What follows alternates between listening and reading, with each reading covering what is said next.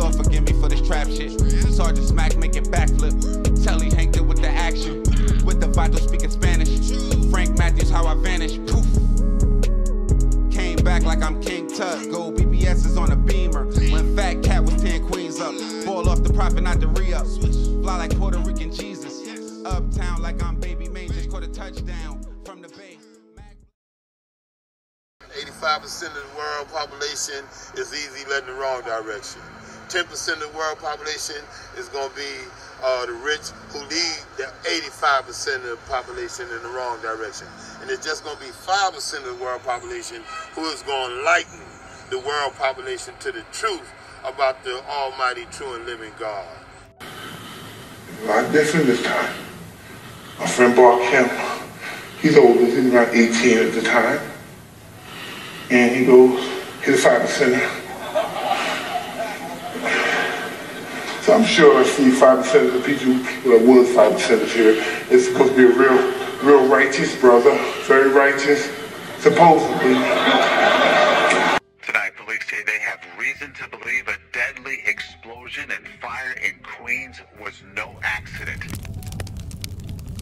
The attacks may have been signals to Fat Cat that he's no longer one of the kingpins, suggests Richard Pipanero of the Queens District Attorney Office. That statement would set up the stage for an unfolding narrative amidst the chaos and devastation left in the wake of the firebombing of Fat Cat Nichols' family's residence. The aftermath reveals a grim toll, casualties and injuries inflicted not just on property, but on lives. Fat Cat's 50-year-old sister Marie, bedridden, would lose her life, and her son will be seriously burned, nearly killing other family members, including his mother. That May 20th, 1988 edition of the New York Times would read, "The attacks have underscored the willingness of the new generation of drug kingpins." That implication of a shifting landscape in the Southside Queens drug game hung heavy in the air, suggesting that the violence witnessed may just be the beginning of a larger, more menacing chapter in the city's history. Maybe someone was looking to take over his territory, Captain Matz of the Queens Narcotics Squad would say about the carnage. Kinda, sorta, but it was something bigger than that. It was a bold message, almost a year to the date, from another message sent from a notorious gangster from Brooklyn named King Allah. Because I was introduced to the 5% Nation of Islam when I was 12 or 13 years old. Before I speak on the bad blood of the two heavyweights, you will have to understand where Kelvin, King Allah, Dove came from, or what he stood for. So for the people that don't know, what is the 5%? The 5% Nation of Islam is it's a division of the Nation of Islam that was created by the father Clarence 13X, who used to be a Muslim. He used to be a part of the Nation of Islam, Muslim. He was one of the head generals of the Fruit of Islam, which is Muslim security at the time. And this is back in like the 1930s and the 1933, 1935, 1934 time frame. And he did not give the order to kill my people like it's happening in all other cities. And it was a federal law for anyone that ride or loot. And he didn't give the order. I mean, by not giving the order to shoot? That make him he let the people know that their life was worth more than property or material things. And you think that this has been the big difference in New York? Yes. Well, he walks around, he shakes hands with people, he speaks to them, yet he doesn't have the money to do the things that he wants to do. So don't the people feel let down because of that? No, he let the people know that he does not have the money and where the money must come from. That's the only thing he can do. So then you have the feeling that he levels with people? I speak for the 5%ers, he do. And so far, he have leveled with the other people. I know that too, because I'm not the only one that love him up here. Peace. Peace. My name is Allah. Peace. Peace. My name is Allah. Une organisation parmi les plus craintes et les plus secrètes de Harlem, les 5%. peace. And as you see the children greet the world in peace, and they are the future generations saying peace, this is the work of the sons of Allah. This is the work that come out through the truth that add on life to generation here to come and here to be always in life. These are our foundation. We are here to save the children of the world.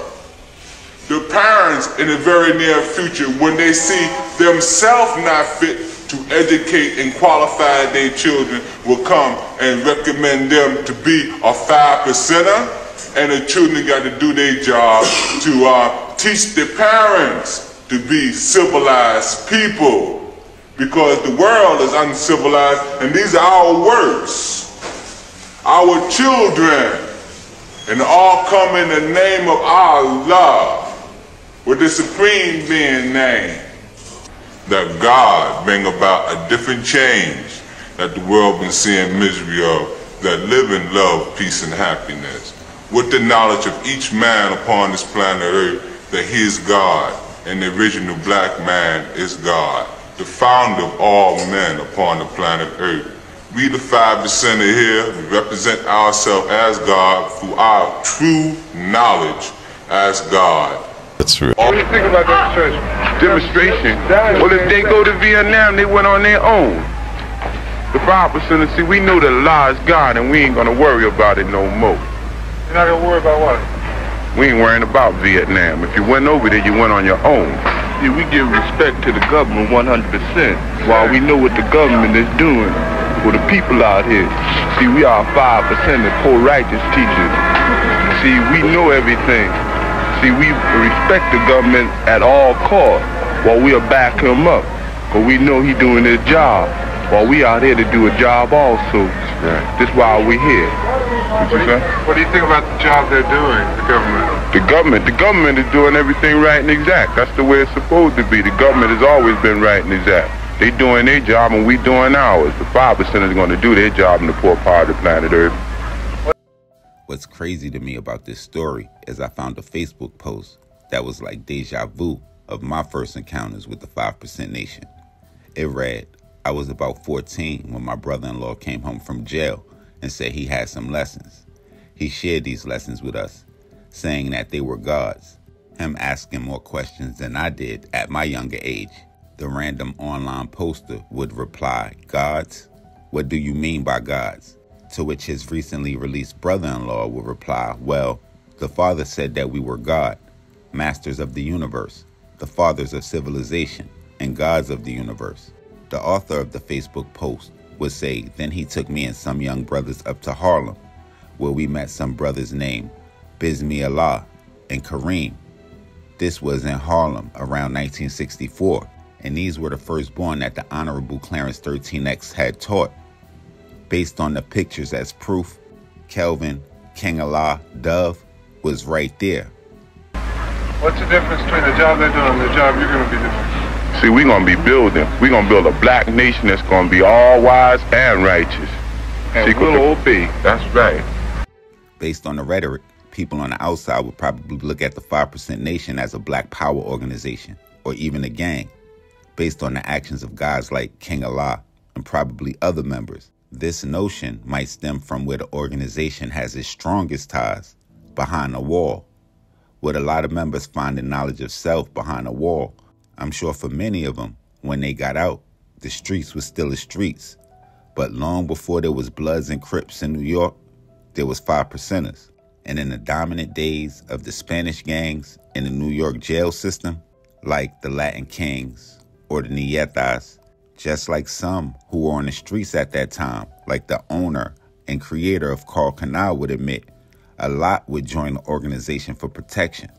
I'm sure that was widespread in the streets, but it was probably definitely more prevalent in jail.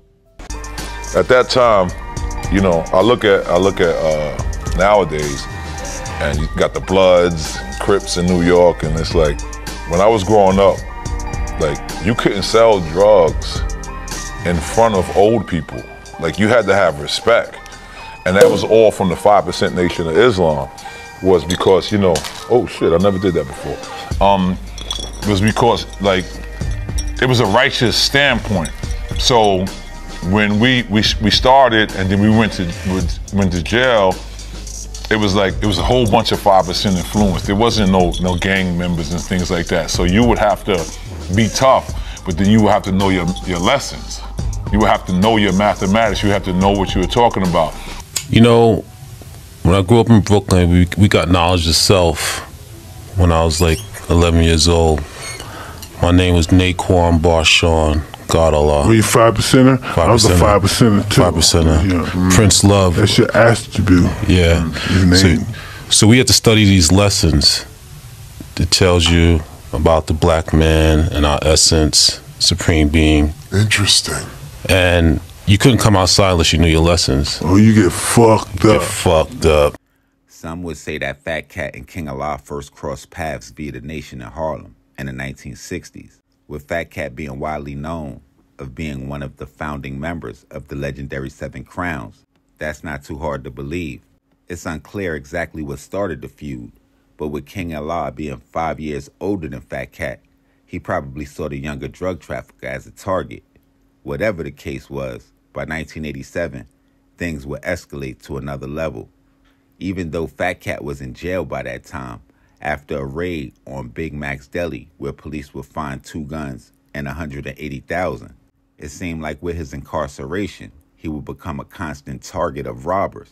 Just a year before the violent war with King Allah, Fat Cat would later on admit to ordering 2 murders, one of which was the 1986 killing of Isaac Bolden, and that was for less than King Allah would do just months later. In Fat Cat's very first interview with Vanity Fair in 1991, it would read, "There were signs that Nichols' hold over the block was slipping. For all his brutality, he simply could not avoid appearing vulnerable from behind bars. It's hard to imagine, for example, that anyone would have attempted to kidnap Nichols' wife while he was a free man. But that's exactly what happened on May 22nd, 1987, the Friday before Memorial Day weekend. Joanne Nichols was driving her black Mercedes to the supermarket near her home in Elmont. Some men in an unmarked car forced her to pull over, flashed police badges, and told her she was wanted for questioning and the murder of her husband's parole officer. She was then handcuffed and taken away in the abductor's car. At that time, the men would proceed to cover her eyes with surgical cotton and gauze and transfer her into a van, then letting her know that they were really kidnappers. She would tell a magazine that she remembered freaking out and even throwing up. And for the next 2 days, she would remain blindfolded and shackled in an apartment somewhere in Brooklyn. She would later testify at King Allah's trial that him and his cohorts would threaten to unleash pit bulls that would bite her titties off. They demanded a ransom of 10 kilos of cocaine, perhaps thinking that a payment in drugs would make it impossible for Fat Cat to notify the police.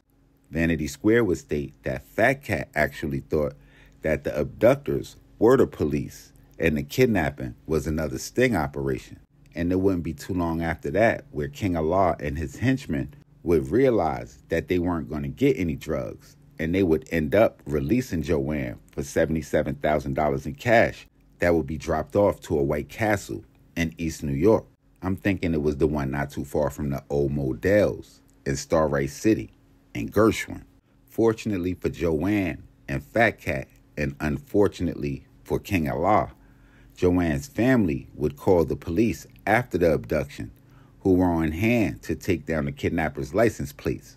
Joanne would be free 2 days after the kidnapping on May 24th, 1987, and it would be a month later on June 28th, 1987, with Kelvin King Allah Dove and another one of the 4 people suspected in the kidnapping, Richard Freejamal, would be arrested in an apartment in Maryland. They would be apprehended by Maryland police acting on information from Nassau County and NYPD. They would later be charged with, as well as convicted of, conspiracy and kidnapping, amongst other charges. But the drama was just heating up because almost a year to the date of the kidnapping of his wife Joanne, on May 21st, 1988, Mary Nichols, Fat Cat's sister, would become a victim in a devastating firebomb at their family's residence in Queens. The assailants would either firebomb the house and then shoot it up when people would attempt to flee, or either shoot the house up and then firebomb it as people were in chaos inside of the building. Whatever it was just a sinister scheme. And not only would Fat Cat's 50-year-old bedridden sister be killed, but her son would be burnt severely, and the fire would almost take countless members of his family's lives, including his mother. With King Allah being arrested at the time, he probably wasn't the person that committed the crime, but a lot of people looking at the date and the circumstances would think that he was directly responsible. Fat Cat would also admit in that interview that for once, he would refrain from taking revenge, saying that even though Brian Glaze Gibbs came to see him with one of his diabolical schemes, saying that Glaze would say, "I know where the mother of the man responsible for the firebombing lives," hinting at King Allah possibly, saying that Glaze would say further, once she opened the door, "Let me kill his mother." Fat Cat would go on to tell Vanity Fair that he declined the offer. By the early 2010s, King Allah was now Reverend Kelvin Dove, and the founder of an organization by the name of Men of Conscious Action, a group of former felons who were marching through Brooklyn's toughest neighborhoods, talking to kids about staying out of trouble. He would tell the Daily News in 2011 that the group would grow from 6 to 9 members since he would have started it just 9 months prior to the interview. Speaking on one of the group's members, Herman Henson, who had spent 40 years in jail for killing the leader of a gambling ring, he would say, "I'm thrilled. I look at Herman as a survivor of that time. He come home and now he wants to make a difference." And it sounds like that's exactly what happened with King Allah during the course of serving his time. Now, y'all make sure y'all hit the red bell and subscribe button right under this video so y'all know when this real trill spill shit is dropping. Y'all definitely tapping downstairs. Let me know what cities we need to go to, what stories we need to tell, what we missed, what we got wrong, all of that. Y'all hit me directly, Instagram, Twitter, POP_8_LOT. And until the next play, y'all know the situation. It's Shades Popalot. Salute the almighty mob.